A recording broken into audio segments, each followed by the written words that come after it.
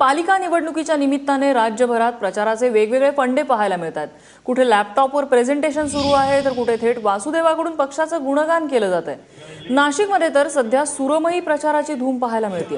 शहरातल्या चौकात हुसैनी मिलाद पार्टी यांच्याकडून सुफी गाणी आणि कव्वालीच्या सुरात उमेदवारांचा प्रचार केला जातोय। प्रसिद्ध गाण्यांच्या चालीवर या उमेदवारांची प्रचार गीतं रचणं या पार्टीची खासियत मानली जाते।